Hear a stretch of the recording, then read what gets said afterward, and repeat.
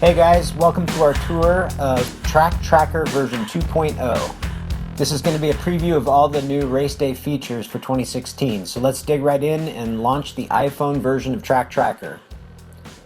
We're going to, for the purposes of this demo, select race day from the creation menu. Now, that's going to bring up several fields that weren't present in version 1.0 of the app. We will start with the date, so I'm going to go ahead and create one for my next race, which is January 9th and 10th of 2016.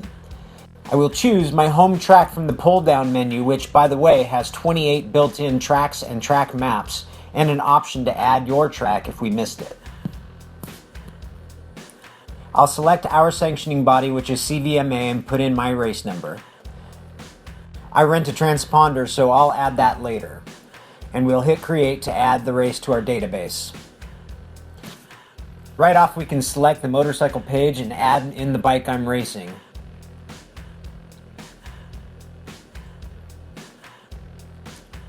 Now select suspension and see all of the options we have for remembering what we did to the forks and the shock.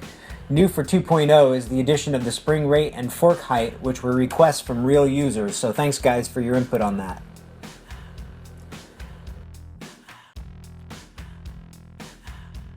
Tires. Always something you want to remember. We have the main brands already in the first drop-down menu. I'm running Dunlops and I'm using the slicks, so in the model I'll put KR448 and 449 in the space provided.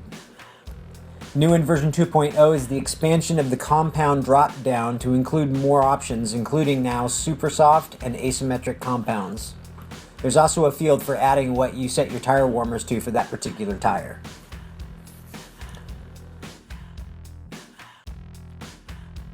Next up is the engine page. Add in any notes you have about your engine mapping here. Along with that, you can pick what fuel you're running, if it's pump gas or race fuel, and what gearing you went with.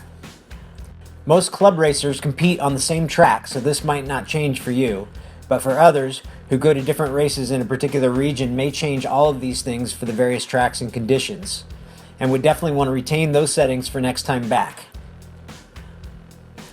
Lap times and practice times has been completely reworked for 2016, so now you can add in how many practice laps you did in a session, and it's now separate from qualifying lap times. As before, you can select what method you're using to get these times from the drop-down list.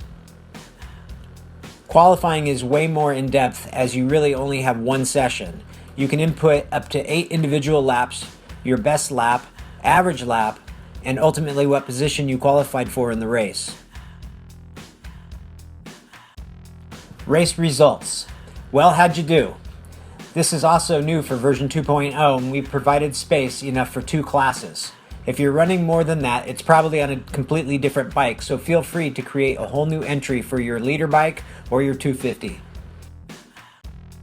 As you can see, we provided everything you could want as far as particulars on how you finished, including your position, your points, how many laps, your fast lap time, and your average lap time. Common to both the race day and the track day side of the app are things like weather, track notes, and cameras. Under the camera option, we can enter in what kind of camera we're using. Was it a GoPro? In my case, it was Friction Industries, or whatever else you may use.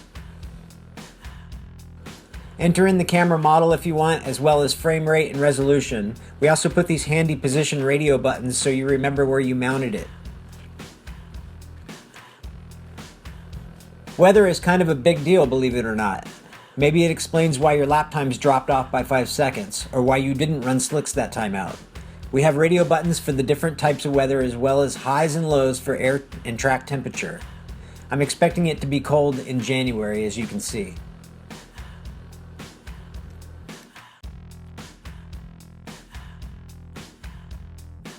Under track notes is where you can get a basic map of your track. You can select which direction you were running that weekend and add in any notes so you remember the next time. I'm now going to show you a really handy feature of Track Tracker. That is the clone feature. If you are always using the same settings at a particular track or doing 2 consecutive days, you probably don't want to re-input all of that data when most of it is duplicate. So for instance, We created a race day for January 10th, but I'm also racing on the 9th. So I'll select the recall button instead of create, and I will find my entry for the 10th in the list. Notice the little checkered flags? Those indicate a race day as opposed to a regular track day. I'll select the entry for January 10th and hit the clone button.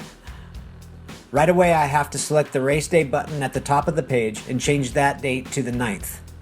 Now I have a duplicate entry with all the same settings as on the 10th. Hit the back button twice and then select recall again. You'll now see there is a new race day dated the 9th along with the one dated the 10th. Now you can select that new race day and change only what actually changed on that day. Like this day, I hope to win instead of getting second.